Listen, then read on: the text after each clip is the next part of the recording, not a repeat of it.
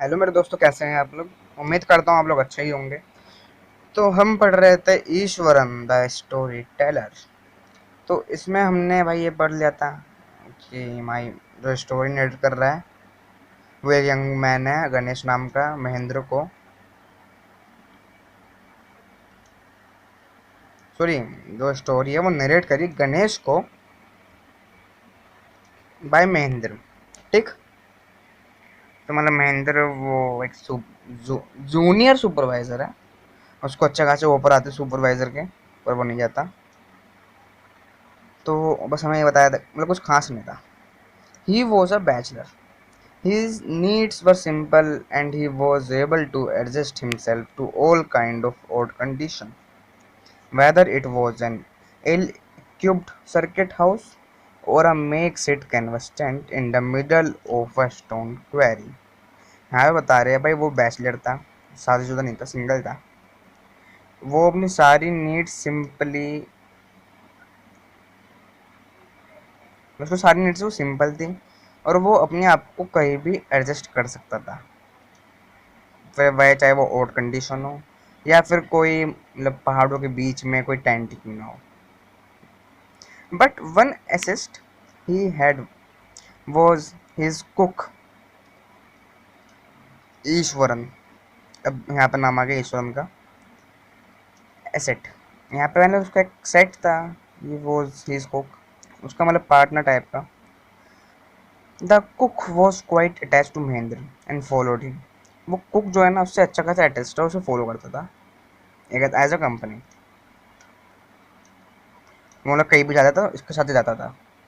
मतलब मान लो महेंद्र की पोस्टिंग हो गई तो जो एक कुक है ना उसके साथ ही जाता था। He cooked for Mahendra, washed his clothes and chatted away with his master at night. वो उसका सारा काम करता था और रात को उससे बातें करता था।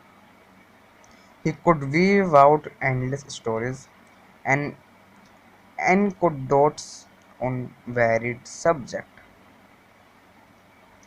मतलब वो भाई कोई सी भी स्टोरी बना सकता था, चाहे उसका सेंस हो या ना हो। और बहुत उसको कोई सा भी सब्जेक्ट दे दो, कोई भी टॉपिक दे दो, उस पर तुम्हें स्टोरी मिल जाएगी। Ishwaran also had an amazing capacity to produce vegetable and cooking ingredient. एक तरह से फार्मिंग अच्छा आती थी ईश्वरन को, seemingly out of nowhere, in the middle of the desolate landscape with no shops visible for miles around. मतलब बता रहे वो ना, उसको कुकिंग अच्छी लगती थी इसलिए वो कहीं से भी वेजिटेबल ले आता था, फिर चाहे उसे उगानी क्यों ना पड़ जाए।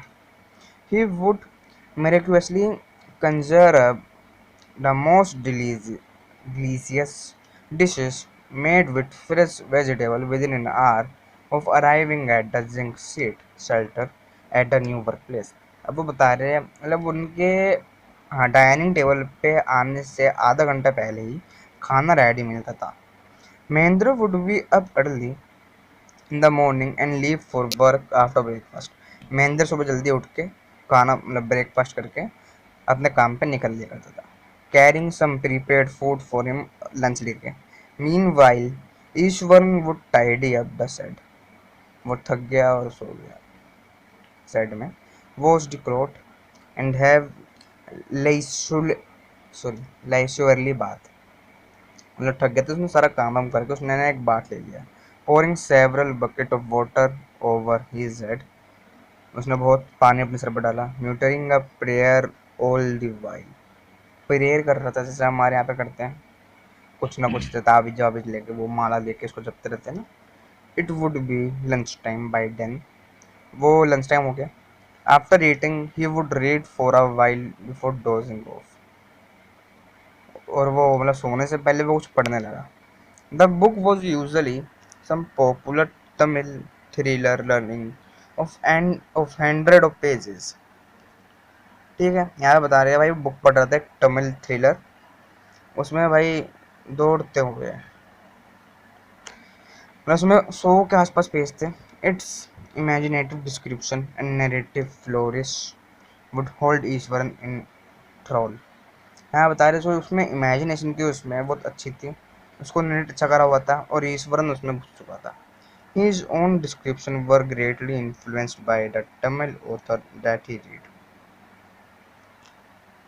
और उसकी डिस्क्रिप्शन भी कुछ ऐसी होती थी जैसे उस तमिल उत्तर की थी।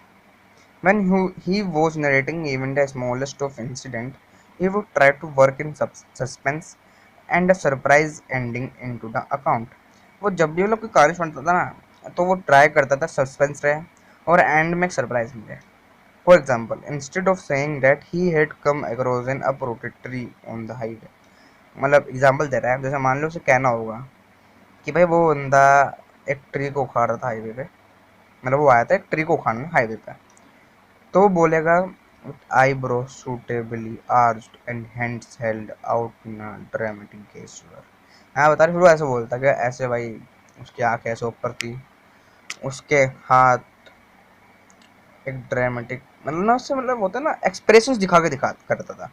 The road was deserted and I was all alone, मतलब बता रहे अब लाइन है, the road was deserted and I was all alone, मतलब रोड पूरा खाली था, डेजर्टेड मतलब, और मैं वहाँ पर अकेला था, मतलब होता है ना डेजर्ट एरिया।